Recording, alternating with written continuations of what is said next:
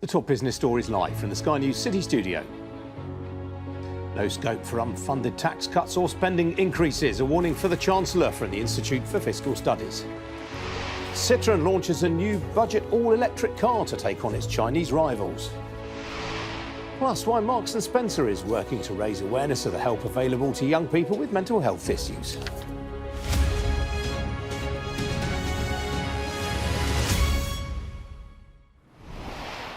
Good afternoon, this is Business Live with me, Ian King. The Chancellor Jeremy Hunt is under growing pressure from Conservative MPs to cut taxes ahead of the general election, with his autumn statement now just over a month away. But in its widely followed Green Budget analysis published today, the influential Institute for Fiscal Studies has warned Mr Hunt that there is no scope for unfunded tax cuts or spending increases either this year or next. Well, earlier I asked Paul Johnson, the director of the IFS, how the Institute had reached that conclusion. We're in a very strange situation in which we've got taxes actually rising to their highest level essentially ever. So you'd think with taxes at that very high level, there would be scope for some real serious fiscal room for manoeuvre, but there isn't. And there isn't for a couple of reasons. One is that economic growth is so poor. But a really key issue here is that we're spending so much on debt interest. Obviously, we accumulated lots of debt over COVID and indeed going back to the financial crisis. A lot of that's held by the Bank of England, a lot of that's index linked. So the impact of higher interest rates comes through very quickly in terms of higher interest payments. They add that to what's actually been quite significant spending increases over this Parliament and pressures on things like pensions going forward. And you end up with this horrible place which we're in, where we've got very high levels of tax, and yet the national debt is stuck. It's stuck at getting on for 100% of national income, and there's no indication that it's even beginning to come down. Now, you have public sector borrowing at 5.1% of national income this year, falling to 3.2% in 2024-25. That doesn't seem particularly high compared with some comparable economies such as France. By our historic standards, at the moment, it's pretty high. But it's coming down quite fast. If you look 3 or 4 years ahead on current forecasts, we're actually running a primary surplus. In other words, we're bringing in more revenue than we're spending on everything other than debt interest. And actually, the overall deficit in a few years' time really looks quite small. But we've still got debt absolutely firmly stuck, anchored at getting on for 100% of national economic strategy. That's still not enough to achieve what the Chancellor has said he wants to achieve, and indeed what the Shadow Chancellor has said she wants to achieve, which is to get debt falling over the medium term. Now, you've had a good look at one or two big policy announcements or potential ones, including the NHS workforce plan.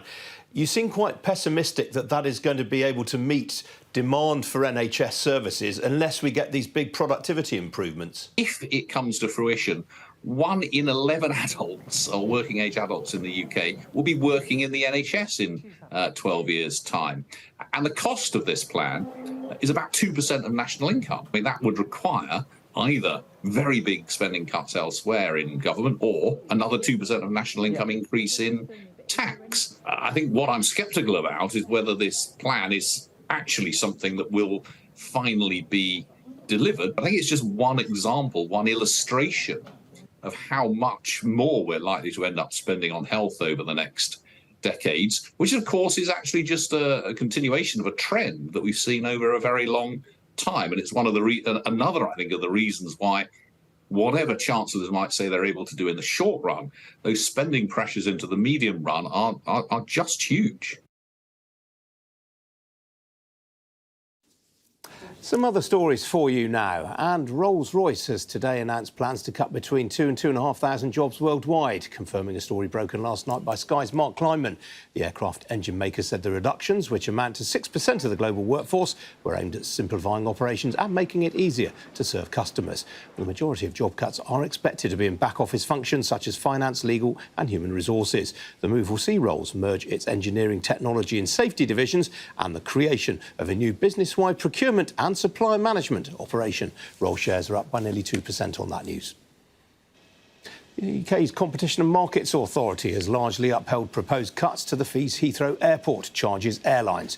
The Civil Aviation Authority had told Heathrow to cut fees from £31.57 for this year and last year to £25.43 over the next 3 years. But Heathrow appealed because it wanted to be able to charge more, while 3 airlines, British Airways, Delta Airlines and Virgin Atlantic, appealed because they wanted bigger cuts. And separately, 850 jobs are at risk, including 600 in the UK, after Volta, the Swedish electric truck startup, announced it's filing for bankruptcy. The owners of the shoe retailer Kurt Geiger are looking to sell the brand. Sky News' city editor Mark Kleiman says the private equity group Cinven is working with advisors Bank of America on a prospective auction. According to city sources, the sale process is expected to begin in coming months, with interest anticipated from luxury goods groups and other buyout firms. Well, Kurt Geiger, which was founded in 1963, has been owned by Cinven since 2015. Now, it's widely recognised that, having grown up during the pandemic, the current generation of 16 to 24-year-olds are facing pressures unique to their generation. It's with that backdrop that Marks & Spencer has launched a partnership with Young Minds, the leading mental health charity for young people, to help raise awareness of the help available to young people struggling with these issues. M&S is putting up £1 million, with the charity eventually seeking to raise £5 million. Well, joining me now is M&S's Corporate Affairs Director, Victoria Mackenzie-Gould, and the Chief Executive of Young Minds, Laura Brunt. Welcome to you both. Laura, let me start with you. What will this donation enable you to do? So with this partnership with M&S, we're looking to raise awareness of the support that is available for young people, and for those struggling with their mental health, that they know that support is out there, really practical advice that helps them feel like they're not alone. And through this partnership, we're really aiming to start a conversation with M&S colleagues and customers and anyone in the country around young people's mental health, to raise awareness and raise funds for Young Minds. We're hoping to, through the course of the partnership, raise £5 million and double our reach in terms of the number of young people and adults that we support. And we're also hoping to raise the priority of mental health with government, with the NHS, so that it remains top of the agenda. So you're seeking another £4 million. Is that going to come largely from other corporate donors, do you think? Well, with M&S, over the next 3 years, we're aiming to raise £5 million to double our reach at Young Minds. And given the backdrop, given the challenges that young people face in the country at the moment, this is a really, really crucial time. It couldn't be a more critical time for this partnership.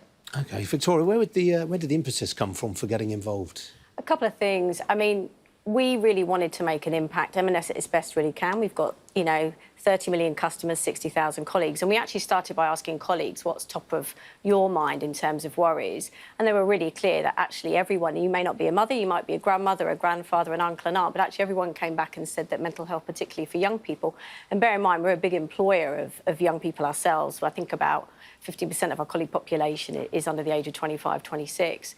And then we did a bit more research with customers, and we do a regular tracker on Family Matters, we call it, and really consistently mental health and young people's mental health was starting to really become top of that list. And then we actually thought, we thought about, well, what charity can we work with to really make a difference? And as Laura said, actually being able to double the reach of Young Minds is an amazing thing. We met them, we loved their values. And actually key for us was that Young Minds work with young people. So, it's easy for people like me and Laura, and dare I say you, Ian, to think we know what young people need, but we probably don't. And actually they have a kind of young people's board that works with them, and we've met lots of their ambassadors. And actually it's been really fantastic to hear that, because they're online all the time and they're where the young people are, which is on Insta, it's on all the different channels, that actually it makes a real difference to them. And for parents, the older ones like us, actually their phone line's fantastic. And as Laura was saying, in the course of the 3 years, we want to raise at least £5 million. And I should say, in the last week, our customers and colleagues have raised £200,000. They've done a great job in a week. That actually we can double the reach of people that we get to 7 million. And 5 children in every classroom are suffering from some form of mental health challenge. So we want to get to as many as we can. They've raised that in just a week? Yeah. That's pretty amazing. I know. Well, our customers and colleagues are pretty amazing, Ian. I mean, I would say that, but I think that's true, yeah. Were you surprised that colleagues alighted on mental health issues when you asked them what causes they wanted to support? I think what I've been really surprised with in the last week is we've asked colleagues to share stories, actually, about what their challenges have been. And what we've said is, what would you tell your younger self?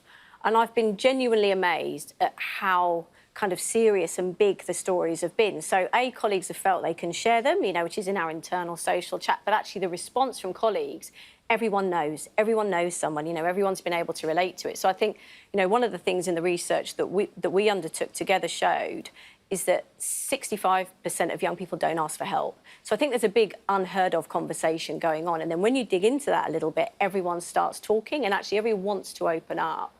And so I think I was surprised, but I've really been surprised by how it's impacted so many people that work for us and how they're really willing to share. And with all of these things, if you can talk about a problem, you know, it will only help make it better. So, Laura, why do you think there is this lack of awareness that there are people that can help you with this? So what we hear from young people is that if they are struggling, they might not feel comfortable asking for help. Of those that told us that they didn't ask for help when they were having a tough time, about 30% said that it was due to being embarrassed. So there really is still some kind of people feeling awkward about coming forward, and so that's why raising awareness and opening up the conversation, making it really straightforward and supporting parents and any adults with a young person in their lives to know how to have that conversation, how to provide that support. And also for young people, they're feeling experience of loneliness while they are waiting to get help. They miss school or college or work. And so it's really, really important that they know that the help is out there. And that's why this partnership just couldn't be more important. OK, Laura, Victoria, good to see you both. Thank you. Thanks. Thank you.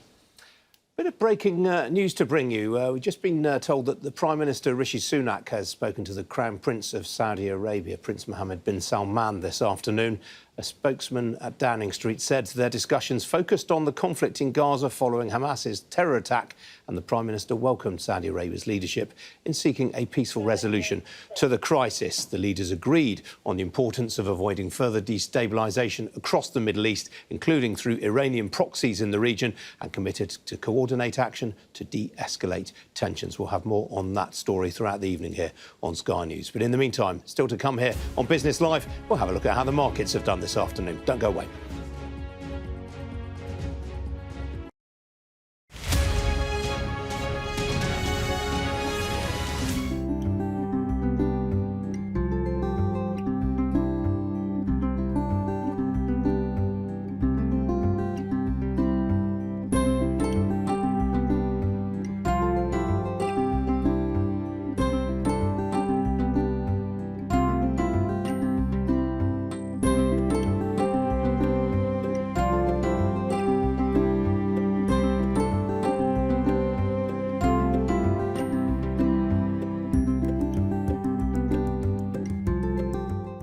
There's always more to the news than a headline. We want to discover, to delve a little deeper, to find out what's really going on. Explanation, analysis, the people at the heart of every story. I'm Neil Patterson, and this is the Sky News Daily Podcast. Alex Crawford joining us now from Ukraine. Their personal possessions are all scattered around the place. Our economics and data editor, Ed Conway, try and make sense of the big numbers for us. Things can change incredibly quickly, and that's what they have done. So, by the end, we'll hopefully all understand what's going on in the world just that little better. Available wherever you get your podcasts.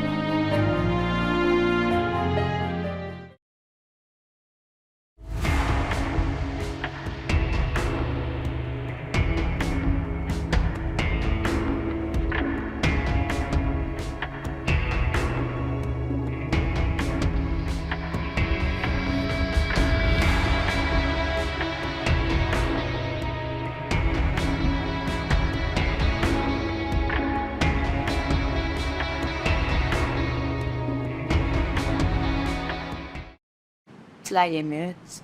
Fly better.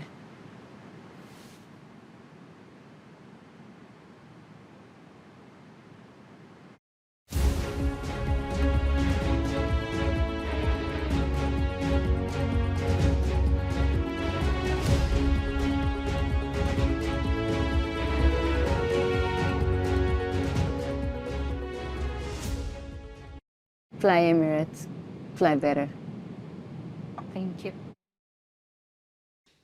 Welcome back. Now, apart from so-called charging anxiety and the slow speed of the rollout of charging points, one of the main things deterring the take-up of electric vehicles is their cost. Well, it's with that in mind that Citroen, part of the Stellantis group, today unveiled its latest all-electric car, the EC3, which it hopes will compete in the UK and Europe with increasing numbers of Chinese car in the affordable vehicle market. Well, it comes as the European Commission has recently opened an investigation into Chinese electric vehicle sector. Well, joining me now from Paris is Citroen's Chief Executive, Thierry Koskas. Thierry, welcome to you. You've called this the most important brand launch for Citroen in a decade. Why?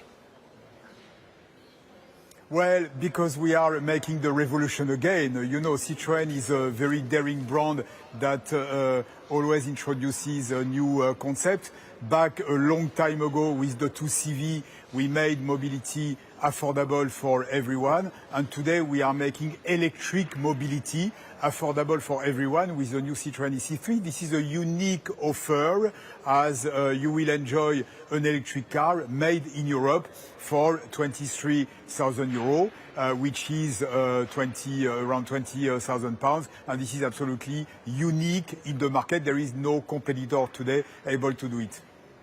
As you say, the car is going to be built entirely in Europe. How is that going to be possible to compete with the Chinese on price, given that their costs are so much lower? Yeah, it's optimization of everything. First of all, we have a new platform that is designed for electric cars right from day one. We have optimized all the elements. We have also a very simple lineup. We only have 2 versions in this car.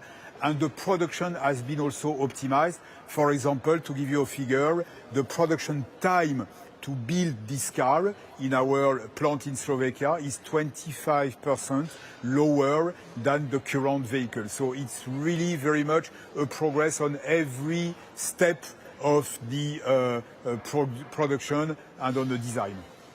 The existing C3 model had, I think, about 11% of the city car market in Europe last year. Do you worry that this electric version is going to cannibalise sales?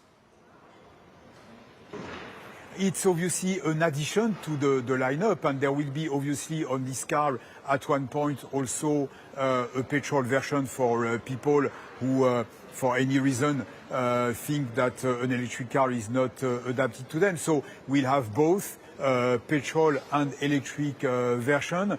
And I think that a lot of people who today do not consider to go electric, they will go electric because they will realize, frankly, this is affordable, the running cost is very low, so why wouldn't I move to electric? And I can assure you that there will be a lot of people who move to electric. And we are very, very happy with that.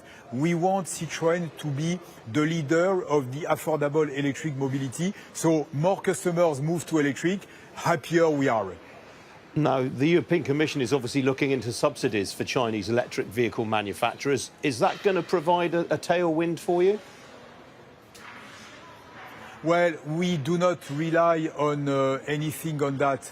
Why? Because we have today a Chinese offensive for sure, but we need to fight on the same field, which means the cost, the competitiveness, the technology. Now, obviously, there is incentive, whatever, but what will happen within, I don't know, 5 to 10 years is there will not be any incentive anymore. Because obviously, when we have millions of electric cars, governments will not provide incentives. So we cannot rely absolutely on that. We need to fight on what we know how to do, which is to design and to produce cars. And this is what we do with Citroen EC3. Thierry, we have to leave it there. It's good to see you again, sir. Thank you for joining me today. Thank you very much.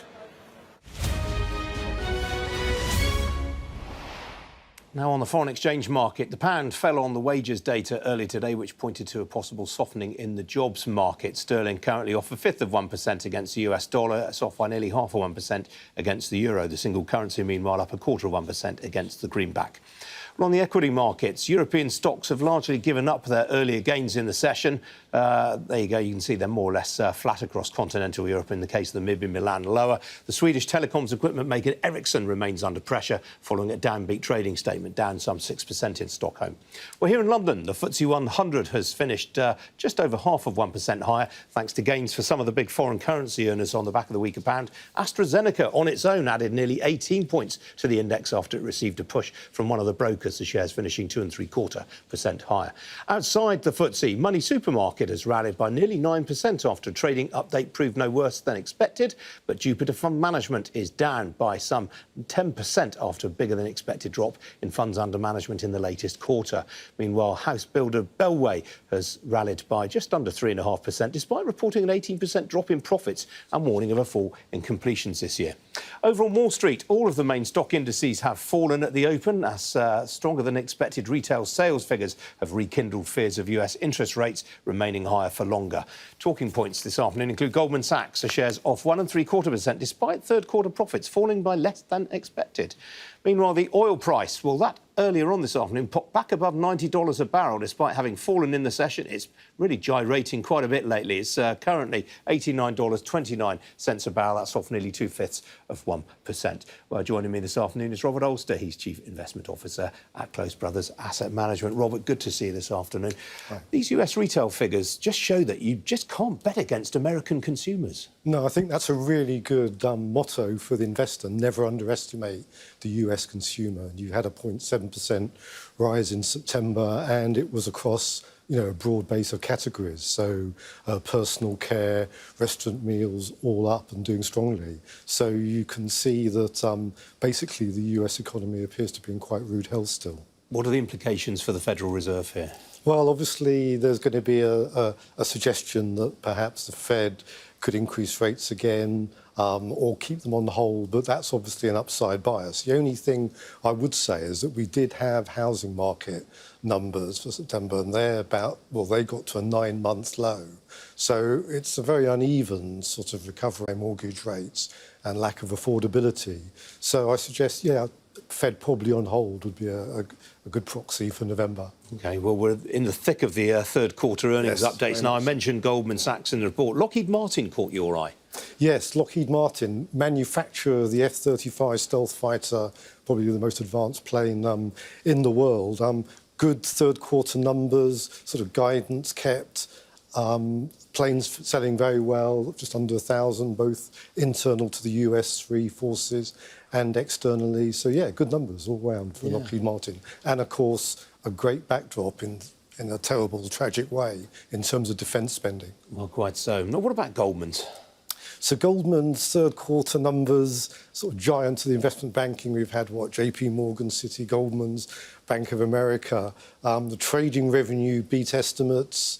But the return on equity is still around 7%. They're aiming for mid-teens. They're hoping that deal mergers and acquisitions turns around. So, good numbers on the trading side.